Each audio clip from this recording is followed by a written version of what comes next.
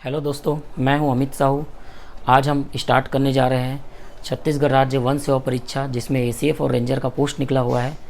उसमें फ़िज़िक्स के टॉपिक के बारे में डिस्कस करने जा रहे हैं, जिसमें 178 पोस्ट निकला हुआ है, जिससे फ़िज़िक्स के कुछ सारे क्वेश्चन फ़िज़िक्स के भी पूछे जाते हैं, जिसके बारे में अपन चर्चा करेंगे। तो आज हम स्टार्ट करने जा रहे हैं प्रकाश से, लाइट से।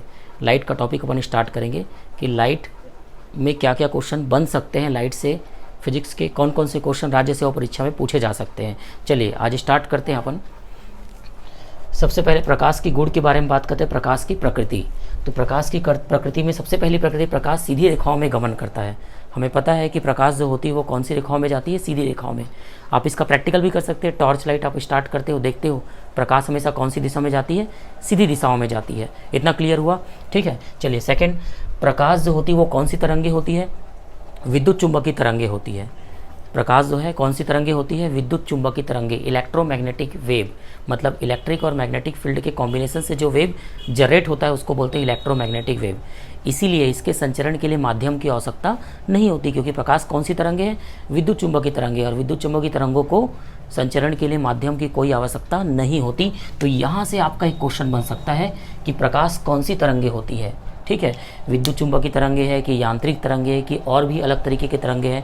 तो आपको किस में टिक लगाना है, विद्युत चुंबकीय तरंगे में आपको क्या करना है, टिक लगाना है। इतना क्लियर हुआ। चलिए थर्ड पॉइंट पे आते हैं। प्रकाश की चाल निर्वात में जो होती है वो कितनी होती है, 3 × 10⁸ मीटर पर सेकेंड होती है। ये कॉमन है, सबको पता होता है, ठीक है। चलिए अगला, दृश्य प्रकाश का जो तरंग दैर्घ्य का प्रयास होता है वो कितना होता है, 400 से लेके 700 नैनोमीटर तक होता है। जिसका वेवलेंथ रेंज जो होता है वो कितना होता है, 400 से लेके 700 नैनोमीटर में, ठीक है। और इसी को माइक्रो में लिख सकते हैं, 0.4 टू 0.7 माइक्रोमीटर बोल सकते हैं। समझ में आया। तो एसीएफ में प्रीवियस ईयर ये क्वेश्चन पूछा गया था कि दृश्य प्रकाश का जो तरंग दैर्घ्य का प्रयास है वो कितना होता है। तो प्रयास कितना होता है, तो उसमें ऑप्शन में था 0.39 टू 0.77 माइक्रोमीटर। बाकी कुछ नैनो में भी दिया था, कुछ मिली में भी दिया हुआ था। तो आपको टिक किस में करना था, 0.39 से लेके 0.77 माइक्रोमीटर के। तो लगभग मान है ये, इसके नियर अबाउट है। तो ये आंसर आपका क्या होगा, सही होगा। ये प्रीवियस ईयर एग्जाम में आपके पूछे जा चुके हैं, ठीक है। चलिए आगे देखते हैं। दृश्य प्रकाश की जो आवृत्ति का प्रयास होता है वो कितना होता है, 4 × 10⁻14 हर्ट्ज से लेके 7 × 10⁻14 हर्ट्ज तक होता है, ठीक है। इस बार लास्ट ईयर प्रयास पूछा जा चुका है, किसका, दृश्य प्रकाश का। हो सकता है इस बार आवृत्ति का क्वेश्चन पूछ दे, तो आप इसको याद कर लीजिएगा। इतना क्लियर है। चलिए आगे, निर्वात में संचरण की व्याख्या कैसे होती है। मतलब ये बोल सकते हैं कि निर्वात में संचरण प्रकाश का कैसे होता है, उसके बारे में जो व्याख्या है वो किसने किया था, कौन से साइंटिस्ट ने किया था, मैक्सवेल नाम के साइंटिस्ट ने किया था। इतना क्लियर हुआ। तो आप ये नाम याद रखेंगे, मैक्सवेल। इतना क्लियर है। आगे, प्रकाश ऊर्जा के छोटे छोटे बंडल या पैकेट के रूप में होता है, जिन पैकेटों को अपन बोलते हैं क्या, फोटॉन। समझ में आ गया कि जो प्रकाश जो होता है वो ऊर्जा के छोटे छोटे बंडल के फॉर्म में होता है, जिन बंडलों को अपन बोल सकते हैं क्या, फोटॉन। तो ये था प्रकाश का गुण या प्रकृति। इतना क्लियर हुआ आपकी। अब हमारा नेक्स्ट टॉपिक है प्रकाश का परावर्तन। प्रकाश का परावर्तन क्या होता है, रिफ्लेक्शन ऑफ लाइट क्या होता है। जब प्रकाश की किरण एक माध्यम से दूसरे माध्यम में जाती है तो टकराने के पश्चात वह उसी माध्यम में वापस लौट जाती है, इसे बोला जाता है प्रकाश का परावर्तन। इतना क्लियर हुआ। तो इसमें सबसे पहले समझना है कि प्रकाश का परावर्तन कैसे होता है।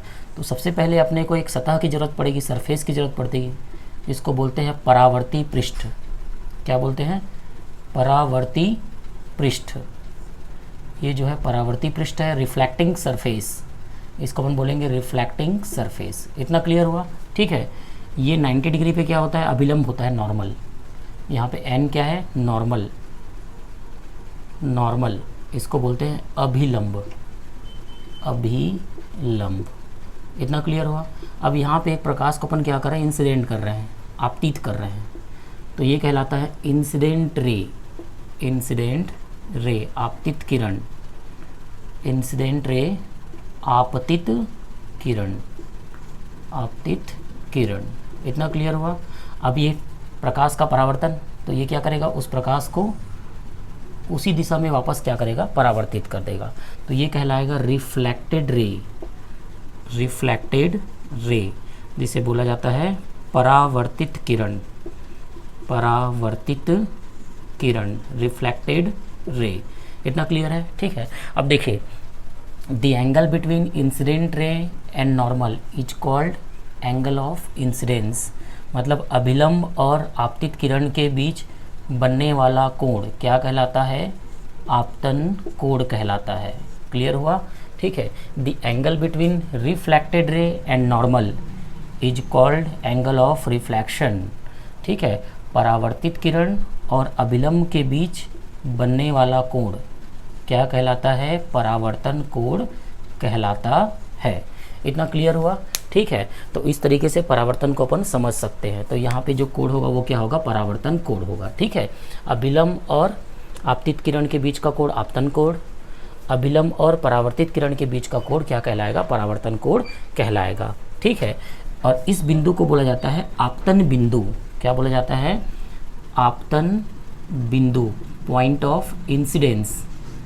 आपतन बिंदु, पॉइंट ऑफ इंसिडेंस, आपतन बिंदु बोला जाता है। इतना क्लियर हुआ? ठीक है। अब इसके नियम की बात करते हैं। परावर्तन के कौन कौन से नियम होते हैं, कौन कौन से रूल होते हैं, उसके बारे में अपन चर्चा करते हैं। तो परावर्तन के दो नियम होते हैं। पहला, आपतन कोण का मान सदैव परावर्तन कोण के बराबर होता है। The angle of incidence is always equal to angle of reflection. Clear हुआ? जैसे कि आई जो है वो हमेशा आर के क्या होगी? इक्वल होगी। अगर आप 30 डिग्री पे इंसिडेंट कर रहे हो तो रिफ्लेक्ट भी कितने डिग्री पे होगा? 30 डिग्री पे ही होगा। इतना क्लियर हुआ? दूसरा, आपतन बिंदु पर आपतित किरण, परावर्तित किरण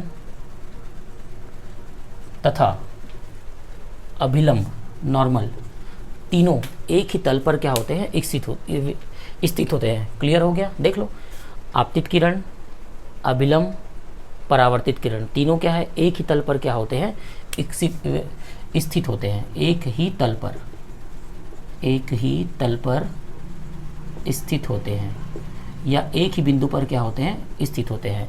ठीक है। इतना क्लियर हुआ? तो incident ray, reflected ray and normal all lie in the same plane. मतलब आपतित किरण, अभिलंब तथा परावर्तित किरण तीनों एक ही तल पर क्या होते हैं? स्थित होते हैं। ये कहलाता है नियम दूसरा। क्लियर हुआ? तो एक बार रिपीट कर लेते हैं। पहला नियम बोलता है आपतन कोण का मान सदैव परावर्तन कोण के बराबर होता है। दूसरा बोलता है आपतन बिंदु पर आपतित किरण, अभिलंब और परावर्तित किरण तीनों एक ही तल पर क्या होते हैं? स्थित होते हैं। इतना क्लियर है? चलिए आगे। अब आगे देखते हैं परावर्तन के प्रकार। परावर्तन के प्रकार। परावर्तन दो तरीके का होता है। ठीक है। Types of reflection, types of reflection. पहला होता है नियमित परावर्तन। नियमित मतलब रेगुलर। और दूसरा होता है अनियमित बोल सकते हो, या डिफ्यूज्ड। डिफ्यूज्ड मतलब होता है इर्रेगुलर। डिफ्यूज्ड, या इसको बोल सकते हैं इर्रेगुलर, या बोल सकते हैं विसरित। क्या बोल सकते हैं? विसरित। ठीक है। तो रेगुलर क्या होता है? अगर सतह चिकनी है, खुरदुरी है, नहीं है, चिकनी है ना, नॉर्मल है, तो यहाँ पे जैसे आप प्रकाश को यहाँ पे आपतित करोगे वैसे ही वो क्या होगा? समानांतर ही क्या हो जाएगा? परावर्तित भी हो जाएगा। देख लो यहाँ पे समानांतर आपतित हुआ, समानांतर क्या हो गया? परावर्तित हो जाएगा। इसको बोलते हैं नियमित परावर्तन, रेगुलर रिफ्लेक्शन। अब डिफ्यूज्ड या विसरित क्या होता है? अगर यहाँ का पाथ कैसा है? जिग जैग है। जिग जैग मतलब खुरदुरा है। ठीक है। जब यहाँ पे आप प्रकाश को क्या करते हो? आपतित करते हो, तो आपतित तो आप क्या कर रहे हो? समांतर कर रहे हो, समांतर तरीके से कर रहे हो। लेकिन जो परावर्तन होगा वो असमांतर हो जाता है इस तरीके से। तो ये देखने से समझ आ रहा है कि प्रकाश जो है विसरित हो गई है। तो ऐसे परावर्तन को बोलते हैं विसरित परावर्तन, डिफ्यूज्ड रिफ्लेक्शन। क्लियर हुआ? तो दो तरीके होता है, नियमित और विसरित। इतना क्लियर हुआ? Regular and diffused reflection. अब हमारा नेक्स्ट टॉपिक है प्रतिबिंब के प्रकार। प्रतिबिंब के प्रकार, that is types of image. There are two types of image. या प्रतिबिंब के कितने प्रकार होते हैं? दो प्रकार होते हैं। फर्स्ट होता है वास्तविक प्रतिबिंब, वास्तविक, और दूसरा होता है आभासी प्रतिबिंब। आभासी प्रतिबिंब। वास्तविक मतलब रियल इमेज, एंड आभासी मतलब अपन लिख सकते हैं वर्चुअल इमेज। तो इस तरीके से कितने टाइप्स हुए? 2 टाइप्स हुए। अब वास्तविक में क्या होता है? सबसे पहले देखिए, अगर कोई प्रकाश दर्पण से टकराती है और टकराने के बाद एक्चुअल में किसी बिंदु पे मिल रही है तो हम उसे बोलेंगे वास्तविक प्रतिबिंब। क्लियर हुआ? दूसरा, अगर कोई प्रकाश दर्पण से टकराती है और ऐसा लग रहा है कि दर्पण के पीछे किसी बिंदु पे क्या हो रही हो, मिल रही है, मीट कर रही है, इंटरसेक्ट कर रही है, तो अपन उसे बोलेंगे आभासी प्रतिबिंब। तो इसमें समझ में आ गया वास्तविक में क्या होता है, एक्चुअल में वो मीट करती है और इसमें ऐसा लगता है कि वो मीट कर रही है। इतना क्लियर है। दूसरा सबसे इंपॉर्टेंट पॉइंट है इसमें, इसे पर्दे पे प्राप्त कर सकते हैं, स्क्रीन पे इसको गेन कर सकते हैं, और आभासी प्रतिबिंब को पर्दे पे प्राप्त नहीं कर सकते। इतना क्लियर हुआ। It can be obtained on the screen, it cannot be obtained on the screen. इतना क्लियर है, ठीक है। आगे देखिए, यह हमेशा कैसा बनता है, उल्टा बनता है, और यह हमेशा कैसा बनता है, सीधा बनता है। अब ये मत करिएगा आप कि वास्तविक है तो अपन उसको सीधा लिख दे, तो वास्तविक हमेशा कैसा बनता है, उल्टा बनता है, और आभासी हमेशा कैसा बनता है, सीधा बनता है। और यह मिरर के हमेशा फ्रंट में बनता है, मिरर के हमेशा फ्रंट में, फ्रंट मतलब सामने। इतना क्लियर हुआ, ठीक है। अब आभासी प्रतिबिंब की बात करें तो ये हमेशा मिरर के कहाँ बनता है, पीछे बनता है। पीछे मतलब अपन यहाँ पे लिख सकते हैं बिहाइंड द मिरर, तो ये हमेशा बिहाइंड द मिरर बनता है, मिरर के पीछे बनता है। तो ये कुछ पॉइंट्स है वास्तविक और आभासी प्रतिबिंब के बारे में। अब नेक्स्ट टॉपिक है हमारा टाइप्स ऑफ मिरर। मिरर के कितने प्रकार होते हैं, दर्पण के प्रकार। आगे देखिए यहाँ पे, दर्पण के प्रकार, दर्पण के प्रकार लिख सकते हैं types of mirror, types of mirror. कई लोग को कन्फ्यूजन रहता है, मिरर के दो टाइप्स होते हैं, कौन कौन से, कॉनके और कॉन्वेक्स, अवतल और दर्पण। नहीं, मिरर के दो टाइप्स ये वाले नहीं होते। मिरर के बेसिकली दो टाइप्स होते हैं, 2 टाइप्स होते हैं। वो कौन कौन से होते हैं, फर्स्ट वन जो होता है वो होता है प्लेन मिरर। पहला जो होता है वो कौन सा मिरर होता है, प्लेन मिरर। इसको अपन बोलते हैं समतल दर्पण। क्या बोलते हैं, समतल दर्पण। और दूसरा जो होता है वो होता है स्फेरिकल मिरर। सेकंड जो होता है वो होता है स्फेरिकल मिरर, जिसे अपन बोल सकते हैं क्या, गोलीय दर्पण। क्या बोल सकते हैं, गोलीय दर्पण। इतना क्लियर हुआ। तो 2 टाइप के होते हैं, प्लेन और स्फेरिकल, समतल और गोलीय। अब ये जो गोली होते हैं वो 2 तरीके के होते हैं। कौन कौन सा, तो लिख सकते हैं concave and second convex. Concave मतलब होता है अवतल, और कॉन्वेक्स मतलब होता है उत्तल दर्पण। तो अभी जो डिटेल स्टडी अपन करेंगे दर्पण के प्रकार के बारे में करेंगे। अपन एक एक दर्पण से स्टार्ट करेंगे। अब बात करते हैं दर्पण के प्रकार से। तो दर्पण का पहला प्रकार है समतल दर्पण। समतल दर्पण क्या होता है, यहाँ पे ध्यान से देखिए। पहला, वस्तु जितनी दूरी पर होता है प्रतिबिंब उतनी ही दूरी पर बनता है। जैसे मान लो आप दर्पण से 10 मीटर की दूरी पे हो, तो आपका जो प्रतिबिंब है वो दर्पण के पीछे कितने मीटर की दूरी पे बनेगा, 10 मीटर की दूरी पर ही बनेगा। दूसरा, वस्तु का आकार प्रतिबिंब के आकार के बराबर होता है। जैसे आपका जो ऊंचाई है वो 5 मीटर का है, तो प्रतिबिंब की ऊंचाई भी कितनी मीटर की होगी, 5 मीटर की होगी। इतना क्लियर है। थर्ड, इसकी फोकस दूरी अनंत होती है। ये क्वेश्चन बनता है यहाँ पे, समतल दर्पण की फोकस दूरी कितनी होती है, तो यहाँ पे मैंने नोट कर दिया है कितनी होती है, अनंत होती है, क्योंकि प्रकाश सीधी टकराती है और सीधी निकल जाती है वापस, है ना। अगर तिरछी टकराएगी तो भी अगर उस साइड से निकलेगी तो कभी भी मुख्य अक्ष को वो कट नहीं करती। तो मुख्य अक्ष को कट नहीं कर रही, इसका मतलब वहाँ पे फोकस नहीं होगा। टकराने के बाद फोकस का परिभाषा क्या बोलता है कि प्रकाश अगर मुख्य अक्ष के समानांतर आपतित हो रही है तो परावर्तन के पश्चात मुख्य अक्ष को जिस बिंदु पे कट करती है वो कहलाती है फोकस। तो समतल दर्पण में ऐसा कुछ नहीं होता, प्रकाश जाती तो है लेकिन मुख्य अक्ष से मतलब कट करती हुई नहीं निकलती। इसका मतलब बोल सकते हैं कि इसकी फोकस दूरी क्या होती है, अनंत होती है। तो ये रिमेंबर, इस पॉइंट को आप रिमेंबर करेंगे, ये वेरी इंपॉर्टेंट पॉइंट है। चौथा पॉइंट, इसकी जो आवर्धन होती है, मैग्नीफिकेशन जो होती है वो होती है 1। क्यों होती है 1? क्योंकि मैग्नीफिकेशन जो होता है, आवर्धन जो होता है, उसका फार्मूला होता है प्रतिबिंब की लंबाई अपॉन वस्तु की लंबाई। तो देखिए यहाँ पे प्रतिबिंब और वस्तु की लंबाई दोनों क्या होती है, आकार समान होता है, तो इसलिए दोनों आपस में क्या हो जाएंगे, कैंसिल हो जाएंगे, और यहाँ पे कितना आ जाएगा, 1 आ जाएगा। तो अपन बोल सकते हैं इसकी जो आवर्धन होती है वो कितनी होती है, 1 होती है। क्लियर है। आगे, यदि आप वस्तु की तरफ यदि वस्तु जो है प्रतिबिंब की तरफ, या बोल सकते हैं यदि वस्तु जो है दर्पण की तरफ u वेग से गतिशील है, तो उसका प्रतिबिंब जो है दर्पण की तरफ कितने वेग से गतिशील होगा, 2u वेग से गतिशील होता हुआ दिखाई देगा। जैसे आप 10 मीटर पर सेकंड के वेग से दर्पण की तरफ जा रहे हैं, तो दर्पण में दिखने वाला आपका प्रतिबिंब जो होगा वो 10 दूनी कितना होता है 20 मीटर के वेग से आपके तरफ आती हुई प्रतीत होगी। तो जस्ट दुगना होता है। कभी भी ऐसा क्वेश्चन पूछता है, इसको आप याद कर लीजिए, रिमाइंड कर लीजिए। अगर बोलेगा कि वस्तु अगर 10 मीटर पर सेकंड की वेग से दर्पण की ओर जा रहा है तो उसका प्रतिबिंब कितने मीटर की वेग से आता हुआ प्रतीत होगा, तो आपको बताना है कितना, 10 दूना 20 मीटर पर सेकंड के वेग से आता हुआ प्रतीत होगा। क्लियर हुआ। अगला 6th पॉइंट है, प्रतिबिंब पास परिवर्तित होता है या उल्टा होता है, लेटरल इन्वर्जन होता है। ठीक है, तो इसमें बोलने का मतलब है कि समतल में जो प्रतिबिंब बनता है वो कैसा होता है, लेटरल इन्वर्जन होता है, इन्वर्ट होता है। इन्वर्ट मतलब उल्टा होता है। लेटरल इन्वर्जन मतलब ये होता है कि लेफ्ट ईयर जो है राइट ईयर पे दिखाई देगा, राइट वाला जो है लेफ्ट पे। आप घर में चेहरा देखते हैं तो चेहरा देखेंगे आप, ध्यान दीजिएगा, उसमें आपका जो लेफ्ट ईयर है वो राइट में दिखाई देता है, राइट वाला लेफ्ट में दिखाई देता है। इसको बोलते हैं लेटरल इन्वर्जन। इतना क्लियर हुआ। इसके बारे में अपन आगे टॉपिक्स में भी अभी डिस्कस करने वाले हैं। अब हमारा नेक्स्ट टॉपिक है लेटरल इन्वर्जन, जिसको बोलते हैं पार्स उल्टा। ठीक है, लेटरल इन्वर्जन पार्स उल्टा या पार्स परिवर्तन बोल सकते हैं। अब ये होता क्या है, जैसे मैंने बताया था कि समतल दर्पण में जब जाके आप अपना प्रतिबिंब देखते हो तो लेफ्ट ईयर जो है राइट में दिखाई देता है, राइट वाला कहाँ दिखाई देता है, लेफ्ट में। तो इसको अपन एक एग्जाम्पल से समझ सकते हैं।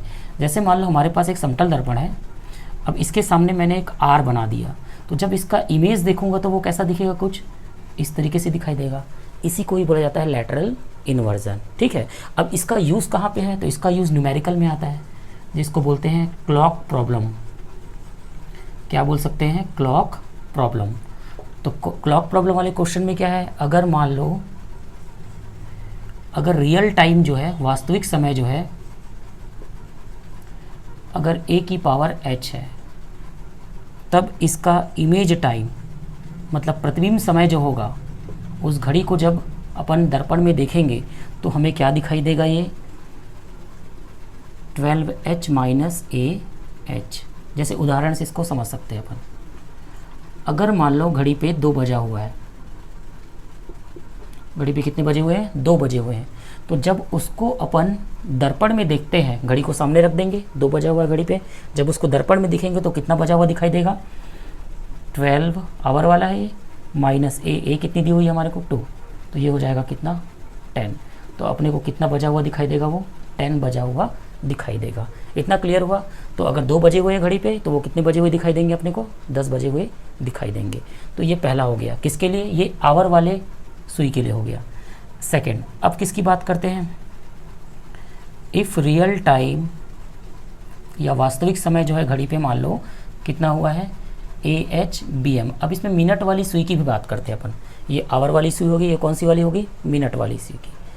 तब इसका इमेज टाइम क्या होगा, तो इमेज टाइम इसका क्या हो जाएगा, देखिए 12 को ले लीजिए 11H, और ये हो जाएगा, इसका फार्मूला बन जाएगा 60M माइनस AH/BM।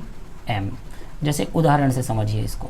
ठीक है, अगर घड़ी में 3:10 हुआ है, ये हमारा रियल टाइम है, 3 बज के कितने मिनट हुए हैं, 10 मिनट हुए हैं।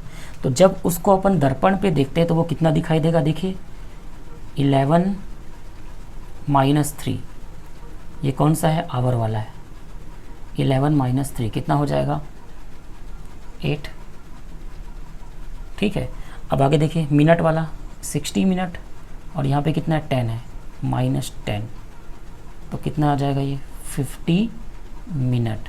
तो कितना बचेगा, 8:50। तो जो 3:10 हुआ है वो अपने को घड़ी पे देखने पे, जब मिरर के थ्रू देखेंगे अपन उसको, तो वो कितना दिखाई देगा, 8:50 अपने को दिखाई देगा। मतलब जो 3:10 था वो कितना दिखाई देगा, 8:50 अपने को शो होगा। इतना क्लियर हुआ।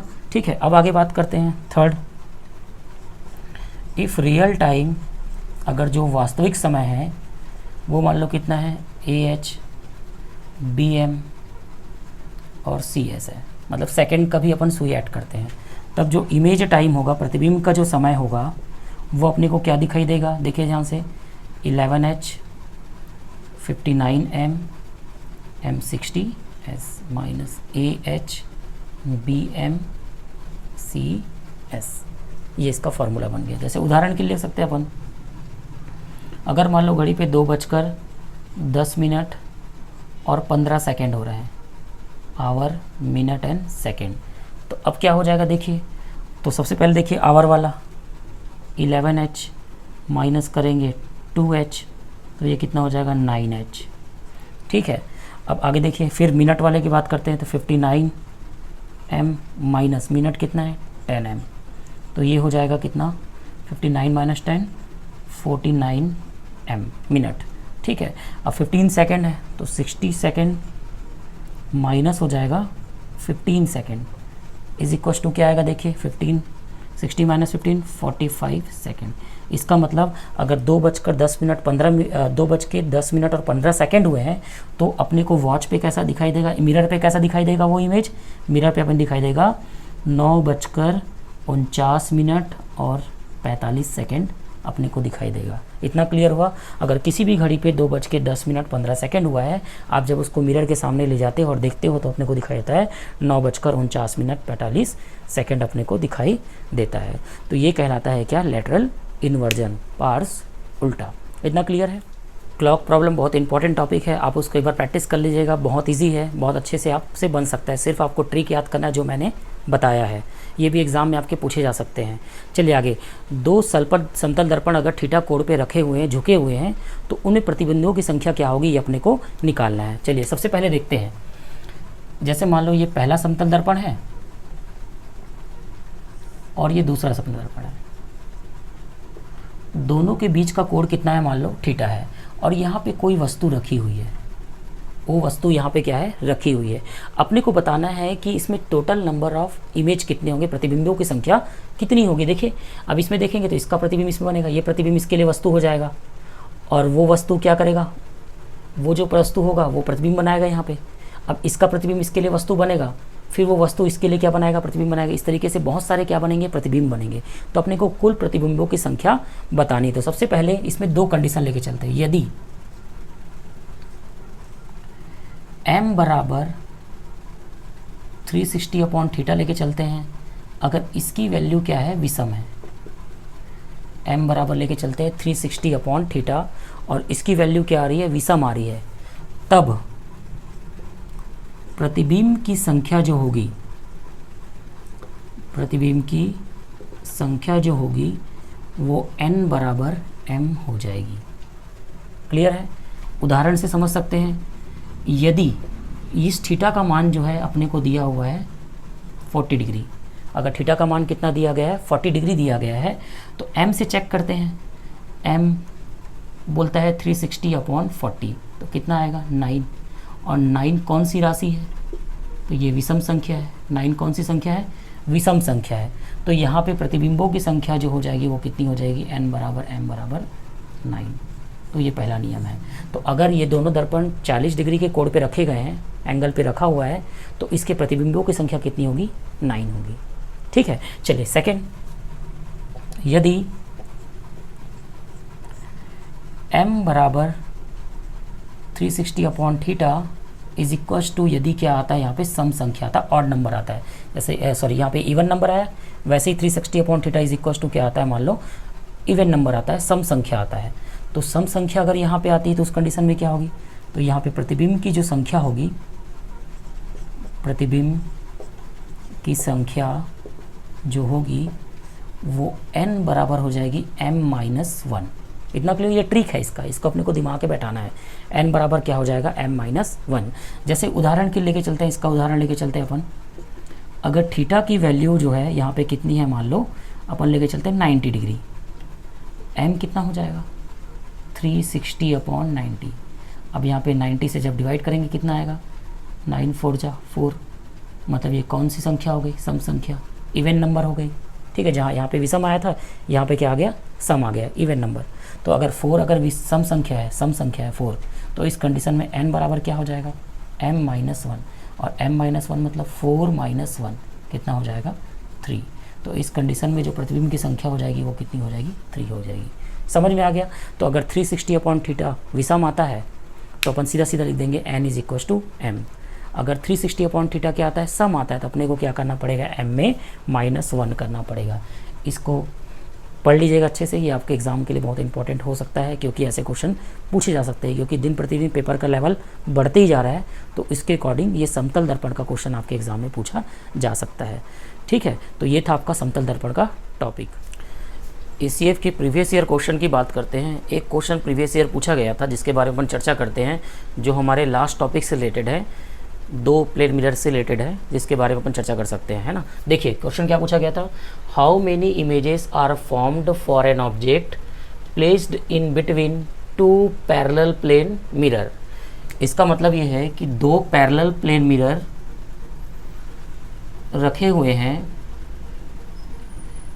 अब यहाँ पे मान लो कोई ऑब्जेक्ट है, ये ऑब्जेक्ट का कितना इमेज फॉर्म करेगा ये अपने को निकालना है।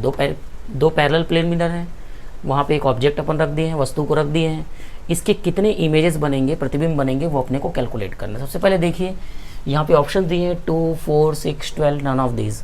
अब देखिए इसमें ऑप्शन क्या आएगा, तो देखिए सबसे पहले अगर वस्तु यहाँ पे रखा हुआ है तो सबसे पहले ये वस्तु का प्रतिबिंब यहाँ बनेगा। अब इसका जो प्रतिबिंब है इसके लिए क्या बन जाएगा, वस्तु।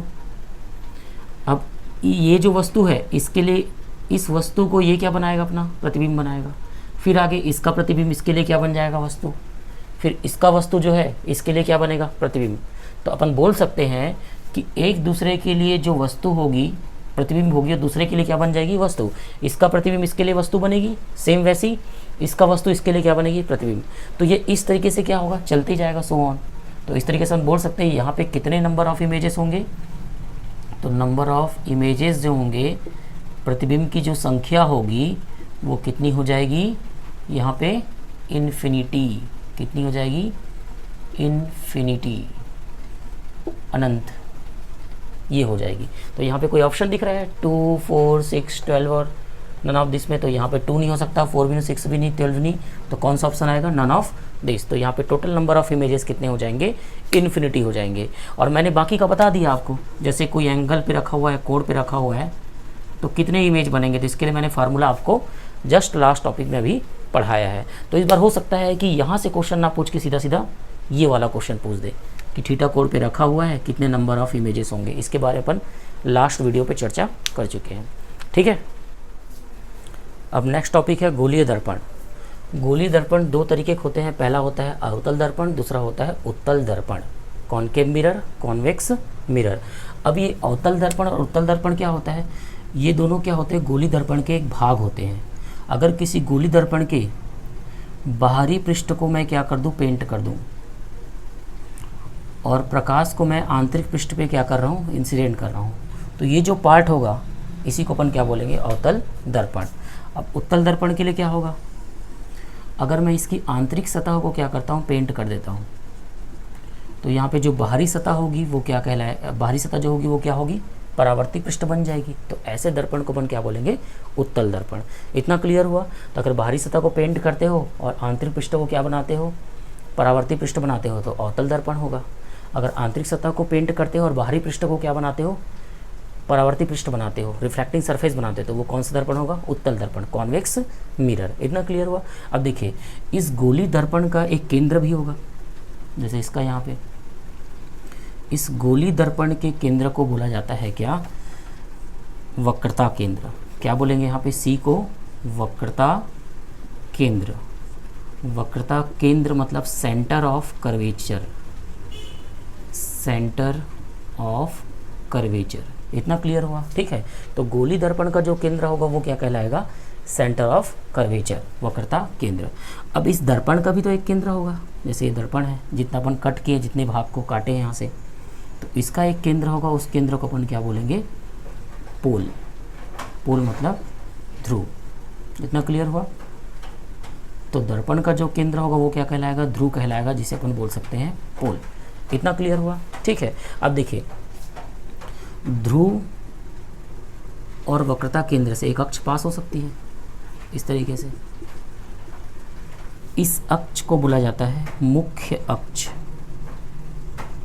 मुख्य अक्ष, principal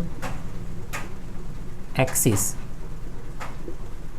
the axis passing through centre of curvature and pole is called principal axis. इतना क्लियर हुआ। तो ध्रुव और वक्रता केंद्र से जो भी अक्ष पार होगी उसे अपन बोलेंगे मुख्य अक्ष। इतना क्लियर है। अब यहाँ पे देखो P और C के बीच की दूरी, तो the distance between pole and centre of curvature is called radius of curvature. मतलब ध्रुव और वक्रता केंद्र से के बीच की दूरी है वो क्या कहलाएगी? वक्रता त्रिज्या। क्या कहलाएगी? वक्रता त्रिज्या। इसी को बोल सकते हैं रेडियस ऑफ कर्वेचर। क्लियर हुआ? ठीक है। तो the distance between pole and centre of curvature is called radius of curvature. इतना क्लियर हुआ? ठीक है। तो ये था गोली दर्पण के दो पार्ट, अवतल दर्पण और उत्तल दर्पण। इसी में हम चिन्ह परिपाटी के बारे में भी डिस्कस कर सकते हैं। चिन्ह परिपाटी। अब चिन्ह परिपाटी कैसे समझेंगे? देखिए, जिसको बोलते हैं साइन कन्वेंशन। तो साइन कन्वेंशन बारे में देखिए, साइन कन्वेंशन क्या बोलता है? तो ये हो गया हमारा उत्तल दर्पण और ये हो गया हमारा उत्तल दर्पण। अब इसमें देखिए, प्रकाश किधर से आएगी? इस साइड से आएगी, ये इस साइड से। तो हमेशा याद रखिए, प्रकाश जो है जिस साइड से आ रही है, इधर आ रही है, तो जो भी प्रकाश की दिशा में दूरी होगी, जैसे इधर की दूरी किसकी दिशा में? प्रकाश की दिशा में है। इधर की दूरी किसकी दिशा में है? प्रकाश की, लाइट की दिशा में है। तो अगर लाइट के डायरेक्शन में है, लाइट की दिशा में है, तो उस कंडीशन में ये हमेशा क्या होगा? पॉजिटिव होगा। तो इस साइड का डिस्टेंस क्या होगा? पॉजिटिव। और जस्ट यहाँ देखिए, इधर देखें तो इधर क्या हो जाएगा? ये विपरीत दिशा हो जाएगा। तो विपरीत दिशा क्या हो जाएगी? नेगेटिव हो जाएगी। क्या हो जाएगी? नेगेटिव हो जाएगी। इतना क्लियर हुआ? तो अगर जो प्रकाश की दिशा में है वो पॉजिटिव होगा, जो प्रकाश की विपरीत दिशा में है नेगेटिव। और इतना याद रख लीजिए, जो अपवर्ड डिस्टेंस होगा, जो अपवर्ड डिस्टेंस होगा वो हमेशा क्या होगा? पॉजिटिव होगा। और जो डाउनवर्ड डिस्टेंस होगा, नीचे की तरफ जो डिस्टेंस होगी वो हमेशा क्या होगी? नेगेटिव होगी। इतना क्लियर हुआ? ठीक है। तो जो प्रकाश की दिशा में वो धनात्मक होगी, जो प्रकाश की विपरीत दिशा में होगी वो क्या होगी? ऋणात्मक हो जाएगी। और अपवर्ड पॉजिटिव, डाउनवर्ड नेगेटिव। मतलब left negative, right positive, upward positive, downward negative. कब? जब प्रकाश लाइट जो है लेफ्ट साइड से आ रही है। इतना क्लियर हुआ? तो ये कहलाता है चिन्ह परिपाटी।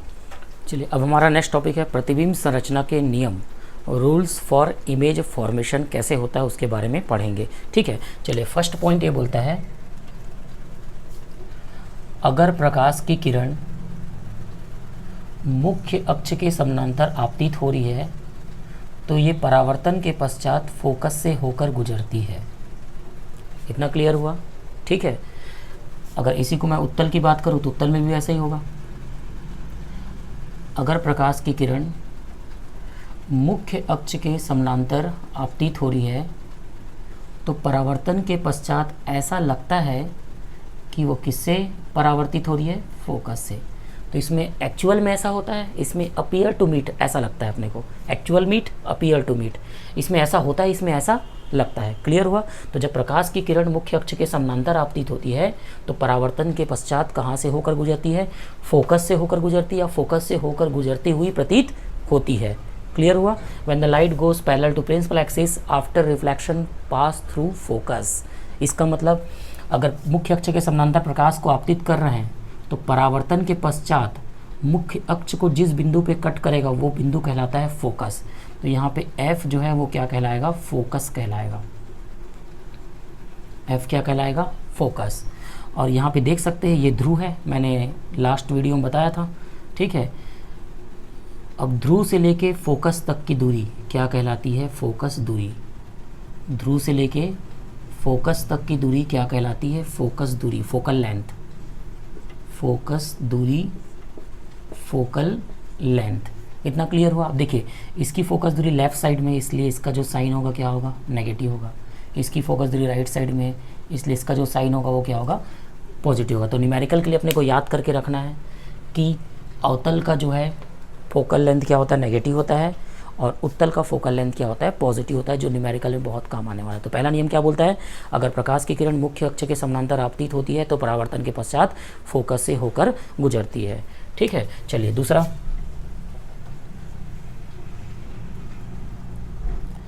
अगर प्रकाश की किरण, ठीक है, अब देखिए ये फोकस है मान लो, ये इसका सेंटर ऑफ कर्वेचर है ना, वक्रता केंद्र। अगर प्रकाश की किरण वक्रता केंद्र से होकर गुजरती है तो वापस उसी दिशा में लौट जाती है। क्यों लौट जाती है? क्योंकि यहाँ पे कोण कितने अंश का बनाती हो, 90 अंश का। ठीक है, अब यहाँ पे देख लीजिए इसके लिए, तो इसके लिए अपने को समझना पड़ेगा, यहाँ F है तो यहाँ क्या होगा, C होगा मान लो। तो प्रकाश की किरण अगर वक्रता केंद्र पे जाती है तो वापस अपने मार्ग में क्या होती है, लौट जाती है। अगर यहाँ पे C होगा तब की बात है ये। इतना क्लियर हुआ? तो यहाँ पे लौटती हुई प्रतीत होती है और यहाँ पे एक्चुअल में लौट जाती है। इतना क्लियर है? ठीक है, चलिए तीसरा नियम, अगर प्रकाश की किरण फोकस से निकलती है तो परावर्तन के पश्चात मुख्य अक्ष के समानांतर क्या होती है, वो परावर्तित हो जाती है। क्लियर हुआ? अगर प्रकाश की किरण फोकस से होकर निकलती है तो परावर्तन के पश्चात वह मुख्य अक्ष के समानांतर लौट जाती है। जस्ट इसका उल्टा है। क्लियर हुआ? अगर ये फोकस है तो ये समानांतर क्या हो जाएगी, परावर्तित हो। इसमें भी ऐसे ही है, देख लीजिए, ये फोकस है और ये क्या है, मान लो C है। ठीक है, अब इसमें अपन आपतित करते थे, ये कौन सा पॉइंट हो गया, फोकस पॉइंट। तो ये क्या होगा, मुख्य अक्ष के समानांतर क्या हो जाएगी, लौट जाएगी, लौटती हुई प्रतीत होगी। क्लियर हुआ? अगर फोकस पे आपतित करते हो तो उस कंडीशन में मुख्य अक्ष के समानांतर क्या हो जाएगी, वो परावर्तित हो जाएगी। इतना क्लियर है? तो ये तीसरा नियम हो गया। दोनों सेम है। फोकस अगर समांतर आपतित होगी तो फोकस से होके जाएगी, और अगर फोकस से आपतित हो रही है तो परावर्तन के पश्चात वो क्या हो जाएगी, मुख्य अक्ष के समानांतर हो जाएगी। इतना क्लियर है? चलिए चौथा पॉइंट देखते हैं। अगर प्रकाश की किरण ध्रुव या पोल पे क्या होती है, आपतित होती है, तो उस कंडीशन में वो क्या करेगा, परावर्तन के नियमों का पालन करता हुआ लौट जाएगा। मतलब 30 डिग्री पे यहाँ पे आया तो 30 डिग्री पे क्या होगा, वापस लौट जाएगा। वैसे इसमें भी सेम होगा। अगर इसमें भी ध्रुव पे क्या हो रही, प्रकाश आपतित हो रही है, तो परावर्तन के नियम का पालन करते हुए वो वापस लौट जाएगी। मतलब 30 अंश पे अगर वो इंसिडेंट हो रही है तो 30 अंश पे क्या हो जाएगी, रिफ्लेक्ट भी हो जाएगी। समझ में आ गया? तो 3 नियम है। पहला, अगर समानांतर आपतित हो रही है तो फोकस से होकर गुजरेगी या होकर गुजरती हुई प्रतीत होगी। दूसरा, अगर C से अगर कोई प्रकाश क्या हो रही, गुजर रही है, तो वापस उसी पाथ में वापस चली जाएगी, या C पर जाती हुई प्रतीत हो रही है तो वापस उसी पाथ में लौट जाएगी। क्लियर हुआ? तीसरा, अगर प्रकाश की किरण फोकस से होकर आपतित हो रही है तो परावर्तन के पश्चात मुख्य अक्ष के समानांतर हो जाएगी, या ऐसा लग रहा है कि प्रकाश की किरण फोकस पे क्या हो रही है, आपतित हो रही है, तो परावर्तन के पश्चात वो मुख्य अक्ष के समानांतर हो जाएगी। इतना क्लियर हुआ? और लास्ट, अगर ध्रुव पे आपतित होती तो परावर्तन के नियमों का पालन करता हुआ आगे बढ़ जाएगी। तो ये प्रतिबिंब संरचना के नियम है, रूल्स फॉर इमेज फॉर्मेशन। तो जितने भी डायग्राम्स बनेंगे सब इन्हीं रूल से बनेंगे जो अपने को दिमाग में बैठाना है। इतना क्लियर है? अब हमारा नेक्स्ट टॉपिक है इमेज फॉर्मेशन। तो सबसे पहले किसके लिए पढ़ेंगे, अवतल दर्पण के लिए। अवतल दर्पण द्वारा बने प्रतिबिंब, image formation by concave mirror. सबसे पहले ऑब्जेक्ट कहाँ पे है, अनंत पे है, तो अपने को दिमाग लगाना पड़ेगा। मान लो ऑब्जेक्ट कहाँ पे है, अनंत पे है, तो उसका प्रतिबिंब कहाँ पे बनता है, फोकस पे। तो ये पहला वाला केस हो गया। पहले वाले केस में उसका जो इमेज होगा वो कहाँ बनेगा, फोकस पे बनेगा। कैसा बनेगा, पॉइंट के साइज का बनेगा, बहुत छोटा होगा। ठीक है, जिसको बोल सकते हैं डिमिनिश्ड, रियल एंड इन्वर्टेड। और जो इमेज होगा वो कैसा होगा, रियल होगा और इन्वर्टेड होगा, मतलब वास्तविक तथा कैसा होगा, उल्टा होगा। तो ये पहला केस हो गया। देखिए समझते जाइए इसमें, है ना। Object between infinity and C। अब वस्तु कहाँ पे है, अनंत और वक्रता केंद्र के बीच में है। तो देखिए ये क्या हो गया, अपना फोकस, ये हो गया वक्रता केंद्र। अब वस्तु कहाँ पे है, अनंत और वक्रता केंद्र के बीच में है। मान लो वस्तु यहाँ पे रखे अपन सेकंड केस के लिए, अनंत और वक्रता केंद्र के बीच में। देखिए अब ये ऐसा होता जाएगा इस तरीके से। ठीक है, तो अब ये इन दोनों के बीच, पहले अनंत में था तो फोकस पे बना है, अब कहाँ पे है, अनंत और वक्रता केंद्र के बीच में है। तो अब ये इधर खिसक जाएगा, तो इन दो किसके बीच में आ जाएगा, यहाँ पे आ जाएगा ये। तो यहाँ मतलब किसके बीच में, वक्रता केंद्र और फोकस के बीच में। देखिए इस तरीके से ये ऐसा होता जा रहा है, फिर C पे मिलेगा, फिर आगे ऐसा निकल जाएगा। इतना क्लियर हुआ? तो अब वस्तु जो है कहाँ पे है, अनंत और वक्रता केंद्र के बीच में है, तो उसका प्रतिबिंब कहाँ बन रहा है, वक्रता केंद्र और फोकस के बीच बनेगा। ठीक है, कैसा बनेगा, वस्तु से छोटा बनेगा, और साथ में कैसा होगा, रियल एंड इन्वर्टेड, वास्तविक तथा उल्टा होगा। इतना क्लियर हुआ? ठीक है, चलिए अब आगे देखिए। अभी यहाँ से यहाँ गया, तीसरे पोजीशन में कहाँ पे चले जाएगा, वक्रता केंद्र पे चले जाएगा, ये थर्ड पोजीशन। ठीक है, तो थर्ड पोजीशन में क्या होगा, तो थर्ड पोजीशन में क्या होगा, देखिए जब वस्तु वक्रता केंद्र पे होगा तो उसका प्रतिबिंब कहाँ बनेगा, वक्रता केंद्र पर ही बनेगा। इतना क्लियर हुआ? तो जब वस्तु का प्रतिबिंब वक्रता केंद्र पे ही बन रहा है तो इसका मतलब कैसा बनेगा, समान आकृति का बनेगा, सिमिलर बनेगा। देखो सेम साइज का, समान आकार का बनेगा। रियल एंड इन्वर्टेड मतलब कैसा होगा, वास्तविक तथा उल्टा होगा। तो इतना क्लियर हुआ। देखिए जैसे जैसे ये ऑब्जेक्ट जो है राइट की पोजीशन में जैसे जैसे मूव करता जा रहा है आपकी राइट की पोजीशन में, तो इमेज कहाँ जा रहा है, आपकी लेफ्ट की तरफ जा रहा है। समझ में आया? ठीक है, तो इसमें छोटा था और इस तरीके से एक पोजीशन में आने के बाद क्या हो गया, वो बराबर हो गया। तो देखिए इन्फिनिटी में था, फोकस पे बना, इन्फिनिटी और सी के बीच में था, फिर कहाँ बना, एफ और सी के बीच बना, फिर सी पे था तो फिर कहाँ बना, सी पे। तो ये दोनों आपस में आगे सी पे क्या कर दिए, मीट कर गए। इतना क्लियर हुआ। अब आते हैं केस 4 पे आते हैं। ठीक है, इससे पहले हम देखे हैं इन्फिनिटी का केस। इन्फिनिटी पे था, फोकस पे बना, बिटवीन इन्फिनिटी एंड सी था तो कहाँ बना, बिटवीन सी एंड एफ बना। जब सी पे था तो कहाँ बना, सी पे ही बना। अब सी के बाद जब आगे बढ़ेंगे तो बिटवीन सी एंड एफ, तो object between C and F, object कहाँ पे है, वस्तु कहाँ पे है, वक्रता केंद्र और एफ के बीच में है। तो वक्रता केंद्र और एफ के बीच मतलब यहाँ पे होगा ये कौन सा केस लेके चलते हैं अपन, केस नंबर 4 लेके चलते हैं। तो इसका प्रतिबिंब जस्ट उल्टा, अगर इन्फिनिटी और सी के बीच में था तो कहाँ बना, एफ और सी के बीच। तो एफ और सी के बीच होगा तो कहाँ बनेगा, इन्फिनिटी और सी के बीच, अनंत और सी के बीच बनेगा। तो ये इस तरीके से बनेगा, बड़ा बनेगा। ठीक है, इसमें बड़े से छोटा बना था, इसमें छोटे से क्या होगा, बड़ा बन जाएगा। इतना क्लियर हुआ। अब कहाँ पहुँचते हैं, सी के बाद बिटवीन सी एंड एफ। अब सी एंड एफ के बाद यहाँ चेक कर लेते हैं, मैग्नीफाइड बनेगा, बड़ा बनेगा, रियल एंड इन्वर्टेड, वास्तविक तथा उल्टा बनेगा, पर्दे पे गेन कर सकते हैं। ठीक है, अब अगला पॉइंट कौन सा, ऑब्जेक्ट एट एफ, मतलब अब वस्तु कहाँ पे आ गया, फोकस पे आ गया, है ना। तो अपन चेक करते हैं, जब वस्तु अनंत पे था तो कहाँ पे बना था, फोकस पे। अब फोकस पे है तो कहाँ बनेगा इसका प्रतिबिंब, मान लो ये अनंत है तो यहाँ पे बोल सकते हैं कहाँ बनेगा, ये बहुत दूर कहाँ बनेगा, ये अनंत पे बनेगा। इतना क्लियर हुआ। और कैसा बनेगा, ये हाईली मैग्नीफाइड, बहुत बड़ा। ठीक है, रियल एंड इन्वर्टेड मतलब वास्तविक तथा कैसा बनेगा, उल्टा बनेगा। देख सकते हैं वास्तविक तथा कैसा बन रहा है, उल्टा बना। तो इस तरीके से आप देख सकते हो ये ऐसा होते जा रहा है। ठीक है, ये इस तरीके से था, है ना। जैसे जैसे बड़ा यहाँ मीट किया, फिर जस्ट उल्टे पोजीशन पे आ गया अपने। तो इस तरीके से मीट किया सी पे, फिर आगे बढ़ गया। क्लियर हुआ। आप दोनों को मिक्स करोगे तो यहाँ से ये समझ में आ जाएगा। चलिए इसमें एक केस और बच गया है, एक इंपॉर्टेंट केस है, अपन चेक करते हैं इसमें। देखिए object between P and F, अब वस्तु कहाँ पे है, पी और एफ के बीच में है। ठीक है, तो अब चेक करते हैं, सबसे पहले पी और एफ पे वस्तु बना लेते हैं। ठीक है, अब इसमें सबसे पहली प्रकाश मुख्य अक्ष के समानांतर जा रही है, तो वो परावर्तन के पश्चात कहाँ से पास होती, बताया था फोकस से पास होती है, तो ये फोकस से मैंने पास किया।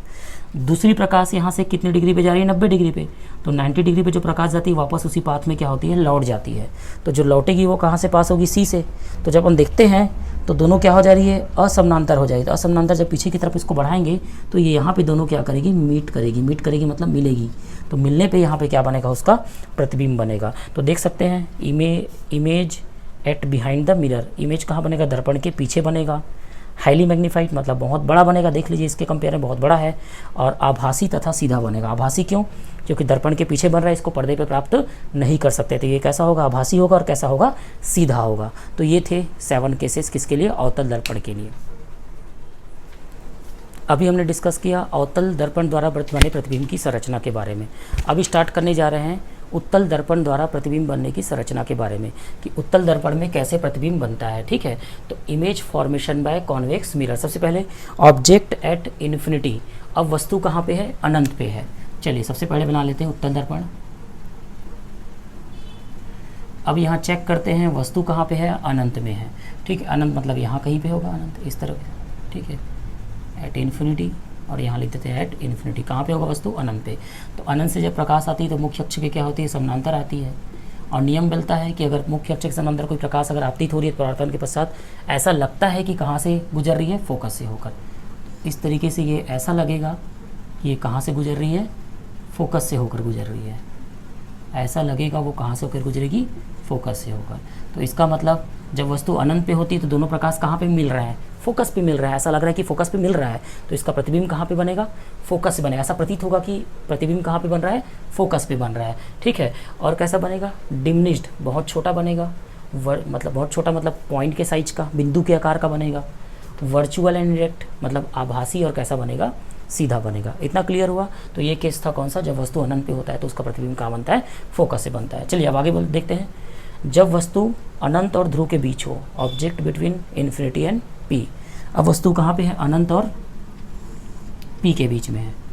ठीक है, अब यहाँ फोकस तो होगा नहीं, फोकस तो दर्पण के अंदर होता है ना, कॉन्वेक्स में, उत्तल में फोकस दर्पण के अंदर होता है, इसलिए इसमें कितने केस बनेंगे, 2 केस बनेंगे, एक केस अनंत का, दूसरा ध्रुव और अनंत के बीच का। ठीक है, तब मान लेते हैं यहाँ पे अनंत है, कहीं पे ये ध्रुव है, तो अब जस्तु कहाँ पे है, अनंत और ध्रुव के बीच में है। तो देखिए पहली प्रकाश मुख्य अक्ष के समानांतर आपतित होगी, तो मैंने बताया था जब प्रकाश जो मुख्य अक्ष के समानांतर आपतित होगी तो परावर्तन के पश्चात ऐसा लगता है कि वो कहाँ से गुजर रही है, फोकस से होकर गुजर रही है। इतना क्लियर हुआ। तो ऐसा लगेगा मतलब ये जो पॉइंट मिलेगा वो कौन सा पॉइंट मिलेगा, फोकस पॉइंट मिलेगा। इतना क्लियर हुआ। ठीक है, अब जो दूसरी प्रकाश है वो मान लो 90 अंश पे यहाँ आपतित कर रहे हैं, तो 90 अंश पे आपतित करेंगे तो वापस वो 90 अंश में ही क्या हो जाएगी, वापस भी हो जाएगी। ठीक है, और इससे जो पॉइंट मिलेगा वो कौन सा पॉइंट मिलता है, वक्रता केंद्र मिलता है। इससे जो बिंदु मिलता है वो कौन सा बिंदु मिलता है, वक्रता केंद्र मिलता है, क्योंकि वक्रता केंद्र एक ऐसा बिंदु होता है जहाँ पे प्रकाश को आपतित करने से वह उसी मार्ग में वापस लौट जाती है। इतना क्लियर हुआ। ठीक है, तो अब जब ये दोनों प्रकाश जहाँ पे इंसिडेंट करेंगे, इंटरसेक्ट करेंगे, कट करेंगे, वहाँ पे इनका प्रतिबिंब बनेगा। मतलब अगर वस्तु जो है अनंत और ध्रुव के बीच में है तो इनका जो प्रतिबिंब वो कहाँ बनेगा, ध्रुव और फोकस के बीच बनेगा। देख लीजिए यहाँ पे ध्रुव और फोकस के बीच। क्लियर हुआ।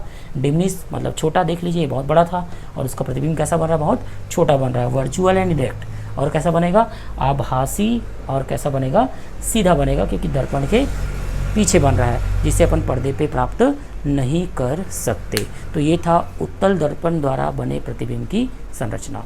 इतना क्लियर हुआ। चलिए अब बात करते हैं uses of concave mirror, uses of convex mirror के बारे में। चलिए ध्यान से देखिए, सबसे पहला हमारा पॉइंट है अवतल दर्पण के उपयोग।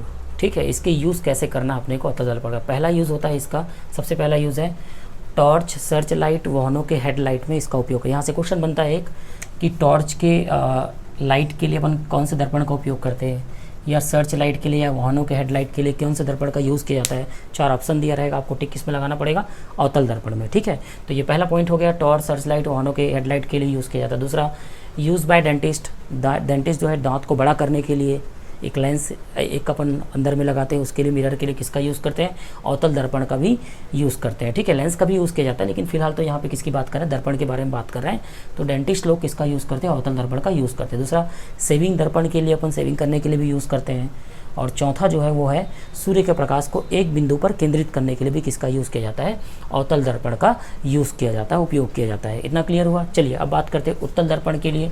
उत्तल दर्पण के उपयोग देखिए, पहला, ड्राइवर के द्वारा पीछे के वाहनों को देखने के लिए अपन देखते हैं गाड़ी में लगा रहता है, ड्राइवर जो है पीछे की तरफ देखने के लिए किसका उपयोग करता है, दर्पण का उपयोग करता है। वो किसका बना होता है, वो उत्तल दर्पण का होता है। ठीक है, इतना क्लियर हुआ। दूसरा, सिक्योरिटी दर्पण के रूप में बिल्डिंग्स में देखना आप सामने सिक्योरिटी दर्पण लगा रहता है, वो सिक्योरिटी दर्पण जो होता है वो किसके लिए किसका बना होता है, उत्तल दर्पण का बना होता है। ठीक है, तो सिक्योरिटी पर्पस के लिए भी अपन दर्पण का उपयोग करते हैं बिल्डिंग्स वगैरह में। ठीक है, थर्ड जो है for magnifying glass, power glass, तो पावर ग्लास के लिए भी अपन किसका यूज़ करते हैं, मैग्नीफाइंग ग्लास के लिए भी किसका यूज़ करते हैं, उत्तल दर्पण का भी यूज़ किया जाता है।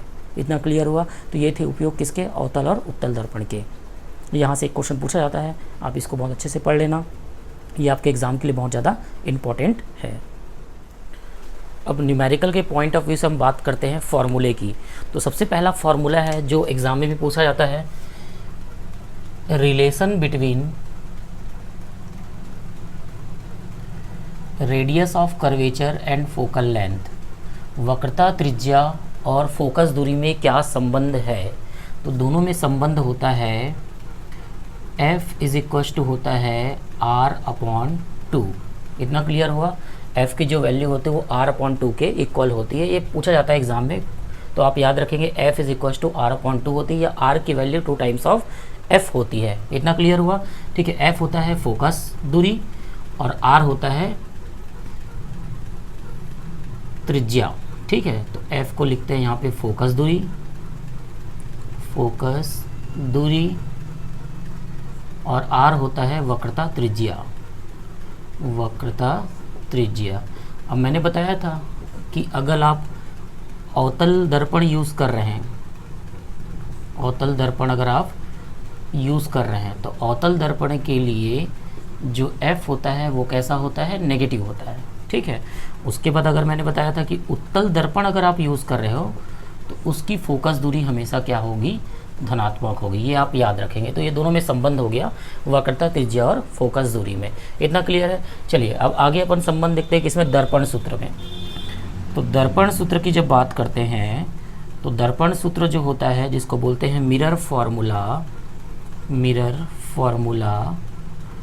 फार्मूला क्या होता है, तो मिरर फार्मूला बताता है कि यू वी तथा एफ में क्या संबंध है। ये कौन बताता है, मिरर फार्मूला बताता है, दर्पण सूत्र बताता है। तो यू वी और एफ में क्या संबंध है, तो इसका जो संबंध होता है 1/v प्लस 1/u बराबर होता है 1/f होता है। इतना क्लियर है। इसमें क्या है, u क्या होता है, वस्तु की दूरी मतलब ऑब्जेक्ट डिस्टेंस बोल सकते हैं, ऑब्जेक्ट डिस्टेंस, वस्तु की दूरी। v क्या होती है इसमें, प्रतिबिंब की दूरी, इसे हम बोल सकते हैं इमेज डिस्टेंस। क्या बोल सकते हैं, इमेज डिस्टेंस। और f जो होता है वो होता है फोकस दूरी या बोल सकते हैं फोकल लेंथ ये होती है। और सभी की जो दूरियां होती है वो कहाँ से नापते हैं अपन, कहाँ से मेज़र करते हैं, फ्रॉम पोल मतलब ध्रुव से। जो भी दूरियां अपन कैलकुलेट करेंगे वो कहाँ से देखेंगे, ध्रुव से। तो u वस्तु की दूरी कहाँ से, ध्रुव से। v प्रतिबिंब की दूरी कहाँ से, ध्रुव से। f फोकस दूरी कहाँ से, तो ध्रुव से। तो इस तरीके से अपन ये तीनों का संबंध बता सकते। तीनों में संबंध होता है 1/v plus 1/u is equals to 1/f, ये होता है। इतना क्लियर है। अब आगे बात करते हैं आवर्धन। अगला पॉइंट है आवर्धन। तो आवर्धन जो होता है वो क्या होता है, प्रतिबिंब की लंबाई और वस्तु की लंबाई के अनुपात को आवर्धन बोलते हैं। Height of image upon height of object,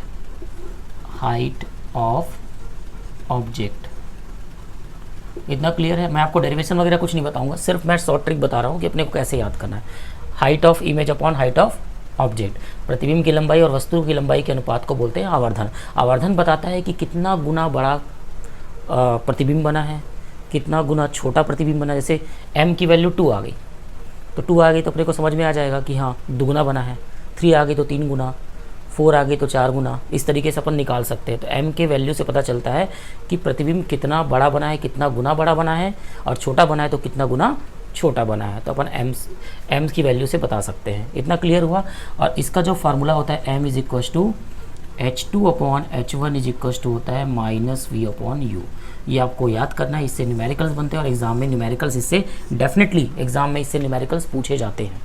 आप देखेंगे CGPSC का भी एग्ज़ाम देख लीजिए, जितने भी एग्जाम्स है इसमें साइंस में फिजिक्स के क्वेश्चन आते हैं उसमें यहाँ से क्वेश्चन एक पूछे जाते हैं। इतना क्लियर हुआ, ठीक है। अब इसमें देखिए m की वैल्यू पॉजिटिव है कि नेगेटिव है।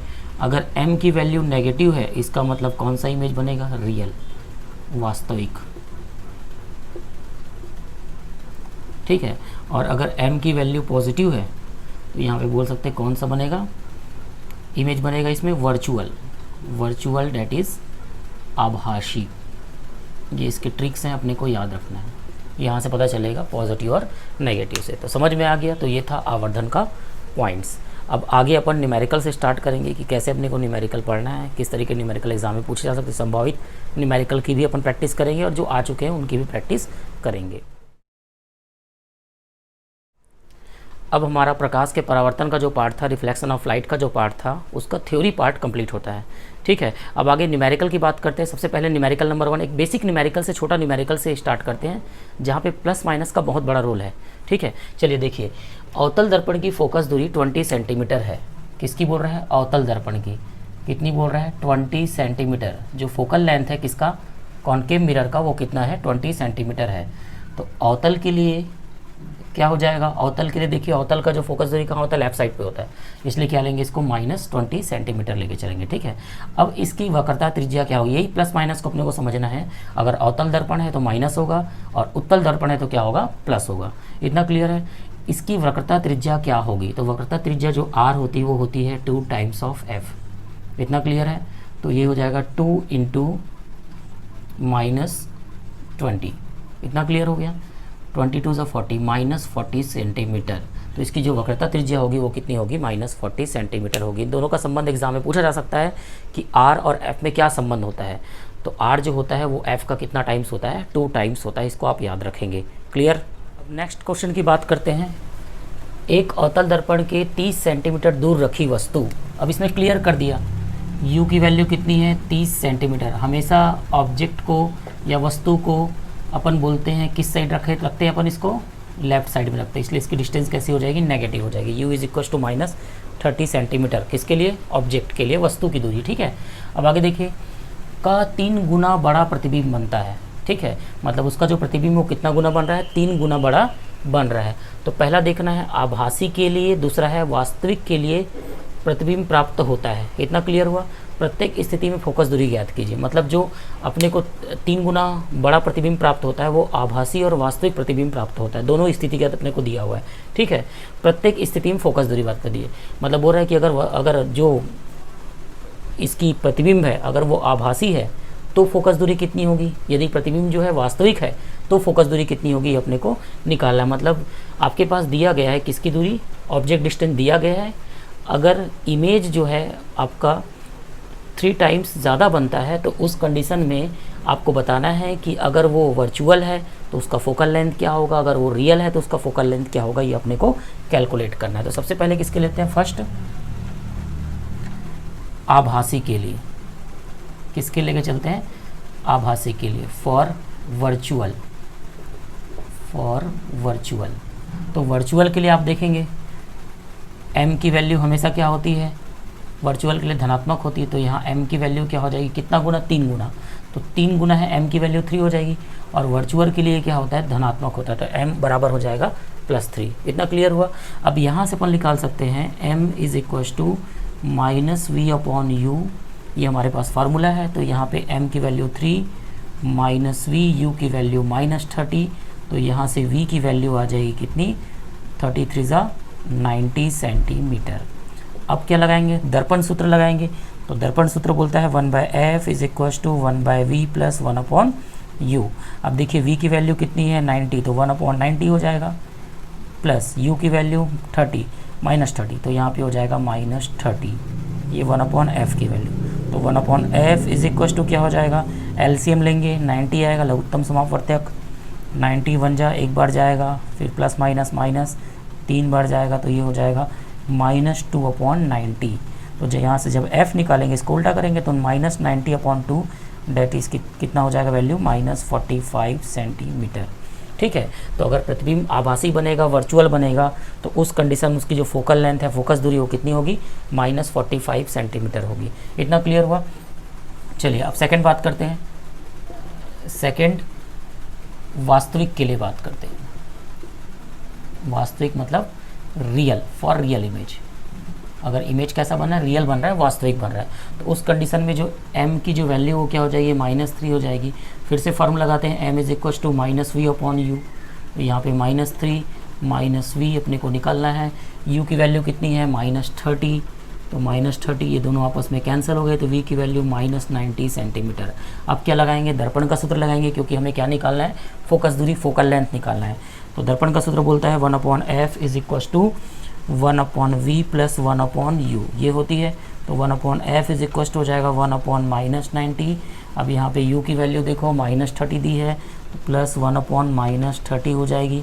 फिर से अपन यहाँ पे एलसीएम निकालेंगे, तो लघुत्तम समापवर्तक इसका आएगा 90 आएगा। ठीक है, 90 बन जा -1 प्लस माइनस 33 × 3 टाइम्स आएगा, तो -3 हो जाएगा। तो ये आ गया -4/90। तो f की वैल्यू कितनी आ गई, -90/4। जब इसको सॉल्व करेंगे तो कितना आएगा, ये -22.5 सेंटीमीटर। इतना क्लियर हुआ, सबको समझ में आ गया इतना। ठीक है। तो यहाँ पे फोकस दूरी अगर ये उत्तल हो मतलब वास्तविक होगा तो उसकी फोकस दूरी कितनी होगी, -22.5 सेंटीमीटर।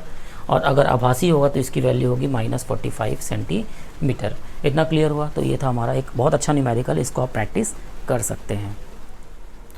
अब नेक्स्ट न्यूमेरिकल पे आते हैं। हमारा नेक्स्ट न्यूमेरिकल है एक अवतल दर्पण की फोकस दूरी 15 सेंटीमीटर है। ठीक है, कौन से दर्पण की बात कर रहे हैं? अवतल दर्पण की। तो अवतल दर्पण की फोकस दूरी कितनी दी हुई है? 15 सेंटीमीटर। फोकल लेंथ जो दी कितनी दी हुई है? 15 सेंटीमीटर। अब ये अवतल है, तो अवतल का फोकस दूरी कहाँ होता है? लेफ्ट साइड पे होता है, इसलिए ये क्या हो जाएगा? माइनस। फॉर कॉनकेव, कॉनकेव के लिए क्या हो जाएगा? माइनस हो जाएगा। ठीक है, इससे 30 सेंटीमीटर की दूरी पर वस्तु रखी हुई है। कितनी सेंटीमीटर की दूरी पर? 30 सेंटीमीटर। मैंने बताया था वस्तु हमेशा कहाँ होता है? लेफ्ट साइड में होता है, इसलिए इसको क्या लेके चलेंगे? माइनस लेके चलेंगे। इससे 30 सेंटीमीटर की दूरी पर 6 सेंटीमीटर ऊंची वस्तु, मतलब वस्तु की ऊंचाई दी हुई है h1, तो लेफ्ट साइड में है और ऊंचाई हमेशा ऊपर की तरफ लेते हैं वस्तु को अपन, है ना। तो वस्तु अगर ऊपर की तरफ ले रहे हैं तो अपवर्ड डायरेक्शन में क्या होता है? पॉजिटिव होता है। तो h1 की वैल्यू क्या दी हुई है? 6 सेंटीमीटर दी हुई है। ठीक है, अब निकालना क्या है? दर्पण से कितनी दूरी पर इसका प्रतिबिंब बनेगा। तो दर्पण से दूरी पर प्रतिबिंब की दूरी क्या होती है? v होती है। ये अपने को v निकालना है। प्रतिबिंब की प्रकृति तथा आकार ज्ञात कीजिए। तो प्रकृति और आकार ज्ञात करने के लिए हमें क्या निकालना पड़ेगा? h2 की वैल्यू निकाल, प्रतिबिंब की ऊंचाई निकालनी पड़ेगी। ऊंचाई के बाद उसकी प्रकृति अपने को समझ में आ जाएगी, प्लस और माइनस से ही। अगर ये पॉजिटिव आया, इसका मतलब वो क्या होगा? अपन ये बोल सकते हैं अगर ये पॉजिटिव आता है h2 की वैल्यू, तो इसका मतलब वो क्या होगा? सीधा होगा, है ना। और नेगेटिव आया मतलब क्या होगा? उल्टा होगा। ठीक है, और v की वैल्यू अगर पॉजिटिव आई मतलब राइट साइड पे बनेगा, मतलब कौन सा इमेज बनेगा? वर्चुअल इमेज बनेगा, आभासी बनेगा। और नेगेटिव आई मतलब लेफ्ट साइड पे बनेगा, मतलब कौन सा इमेज बनेगा? वास्तविक बनेगा, ये रियल बनेगा। ठीक है, तो इसके प्लस माइनस और इसके प्लस माइनस इसकी प्रकृति बता सकते हैं अपन। ठीक है, चलिए क्वेश्चन पे आते हैं। अब सबसे पहले देखिए, इसमें u दिया है, f दिया है, अपन क्या निकाल सकते हैं? v। तो सबसे पहले दर्पण के सूत्र से 1/f is equal to 1/v plus 1/u। चलिए f की वैल्यू -15, v अपने को कैलकुलेट करना है, u की वैल्यू कितनी दी हुई है? -30, तो प्लस 1/-30। इसको ट्रांसफ़र कर देते हैं, ये माइनस वाला इधर आके क्या हो जाएगा? प्लस हो जाएगा।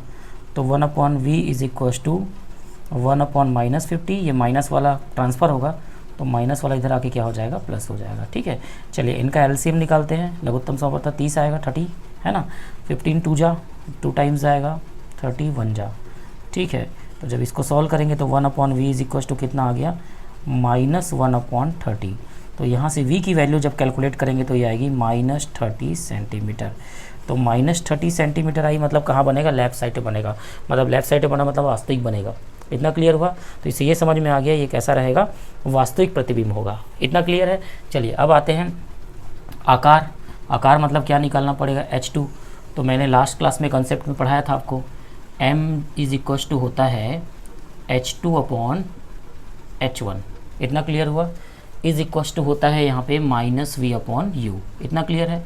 अब h2 की वैल्यू निकालनी है अपने को। h1 कितना दिया हुआ है देखिए, +6, माइनस v की वैल्यू कितनी आई? -30, और u की वैल्यू यहाँ पे कितनी आई है? कितनी दी हुई है? -30 अपने को दी हुई है। इतना क्लियर हुआ? ठीक है, तो यहाँ से ये दोनों आपस में क्या हो जाएंगे? कैंसिल हो जाएंगे। तो h2 की वैल्यू क्या हो जाएगी? ये माइनस बचा हुआ रहेगा, 6 सेंटीमीटर बचेगा। ठीक है, इसका मतलब कैसा है? इसका साइन माइनस आ गया। ठीक है, तो अब अपने बताना दर्पण से कितनी दूरी पर बनेगा प्रतिबिंब। तो v की वैल्यू कितनी आई? -30। तो दर्पण से कितनी दूरी बनेगा? 30 सेंटीमीटर की दूरी पर प्रतिबिंब बनेगा, प्रतिबिंब बनेगा। ये इसका आंसर हुआ। ठीक है, उसके बाद चेक करते हैं आगे प्रकृति। तो इसकी प्रकृति क्या होगी? तो प्रकृति क्या होगी इसको चेक करने के लिए देखते हैं। सबसे पहले ये नेगेटिव आया मतलब लेफ्ट साइड में, लेफ्ट साइड मतलब पर्दे पे प्राप्त कर सकते हैं, तो पर्दे पे प्राप्त कर सकते हैं, इसलिए कैसा होगा? ये वास्तविक होगा। क्या होगा? वास्तविक, डेट इज़ रियल। ठीक है, तथा अब इसमें देखते हैं h2 का मान माइनस आया, माइनस मतलब नीचे की तरफ, ऊंचाई है ना ये, प्लस ऊपर माइनस नीचे, नीचे मतलब उल्टा, तो वास्तविक तथा क्या हो जाएगा? उल्टा हो जाएगा। तो यहाँ से बताएंगे कि उल्टा बनेगा और यहाँ से बताएंगे कि वास्तविक बनेगा, रियल एंड इनवर्टेड। इतना क्लियर हुआ? अब इसका आकार, तो प्रतिबिंब का जो आकार होगा, प्रतिबिंब का आकार, आकार बोल सकते हैं या उसकी ऊंचाई, तो प्रतिबिंब की ऊंचाई कितनी होगी? 6 सेंटीमीटर होगी, और माइनस में लिख सकते हैं लेकिन ऊंचाई को बताएंगे 6 सेंटीमीटर होगी। तो ये था हमारा वेरी इंपॉर्टेंट न्यूमेरिकल, ऐसे क्वेश्चंस एग्जाम में पूछे जाते हैं। इतना क्लियर हुआ? अब हमारा नेक्स्ट न्यूमेरिकल है, यहाँ पे देखते हैं, एक उत्तल दर्पण से 20 सेंटीमीटर की दूरी पर 10 सेंटीमीटर की ऊंचाई की एक वस्तु रखी हुई है। तो वस्तु की दूरी कितनी दी हुई है यहाँ पे, 20 सेंटीमीटर। लेफ्ट साइड में हो तो इसलिए क्या होगी, माइनस होगी। ऊंचाई मतलब h1, वस्तु की ऊंचाई कितनी है, 10 सेंटीमीटर।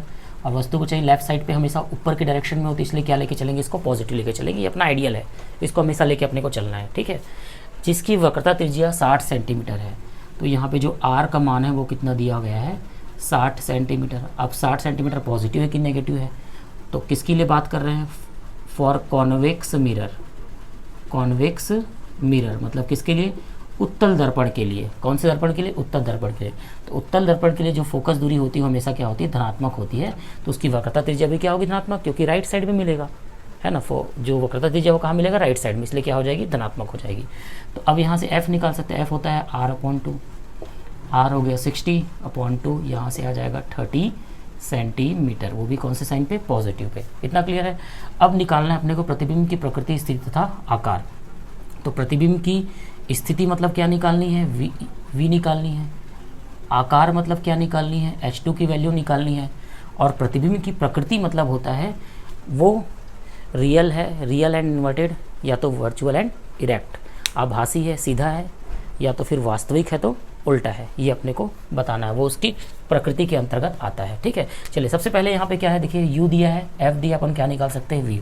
तो दर्पण के सूत्र से 1/f इज इक्वल टू हो जाएगा 1/v प्लस 1/u।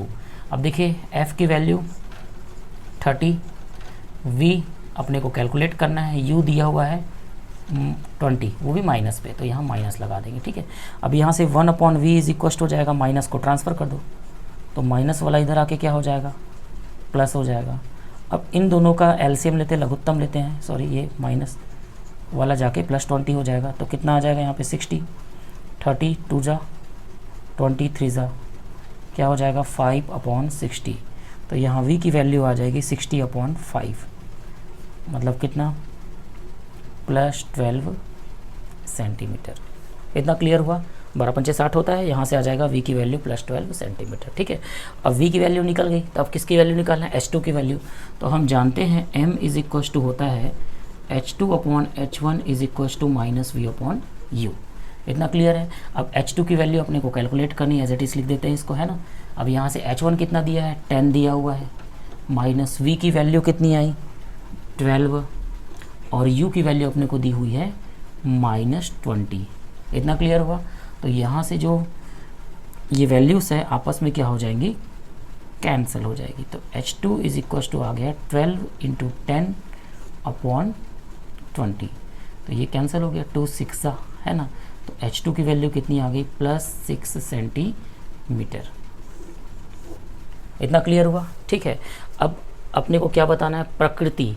तो प्रकृति क्या बताएंगे, तो इसकी जो प्रकृति होगी वो कैसी होगी, तो प्रकृति कैसी होगी इसकी ध्यान से देखिए। प्लस है मतलब राइट साइड दर्पण के पीछे बनेगा, दर्पण के पीछे बनेगा मतलब कैसा होगा, ये आभासी, कैसा बनेगा, आभासी बनेगा। तथा अब ये प्लस है, तो प्लस है मतलब कैसा बनेगा, सीधा। तो ये आभासी तथा कैसा बनेगा, सीधा बनेगा, है ना। Virtual and erect, virtual and कैसा होगा, इरेक्ट। इतना क्लियर हुआ। अब आगे बात करते हैं स्थिति।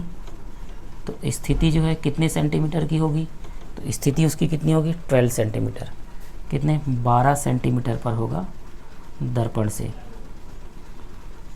दर्पण से कितनी दूरी पे हो गए, 12 सेंटीमीटर पर होगा, कहाँ से, दर्पण से। और किधर होगा, राइट हैंड साइड में। किधर होगा, राइट हैंड साइड में। राइट हैंड साइड लिख सकते हैं, या दर्पण के पीछे, दर्पण के पीछे होगा। कहाँ बनेगा, दर्पण के पीछे बनेगा, राइट साइड में बनेगा, ठीक है। स्थिति हो गई। अब आगे आकार।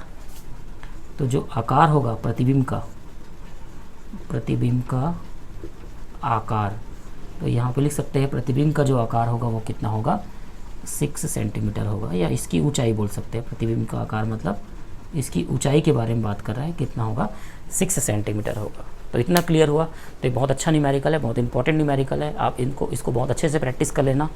ये सब न्यूमेरिकल्स आपके एग्ज़ाम के लिए बहुत लाभप्रद है। इतना समझ में आ गया आपको। ठीक है, अब ये था आपका प्रकाश के परावर्तन के पूरे टॉपिक्स कंप्लीट होते हैं विथ न्यूमेरिकल्स। अगली वीडियो में अपन स्टार्ट करेंगे प्रकाश का अपवर्तन कैसे होता है, पूर्ण आंतरिक परावर्तन, उसके बारे में पूरा डिटेल स्टडी करेंगे। उसके लिए वीडियो को सब्सक्राइब करिए, लाइक करिए।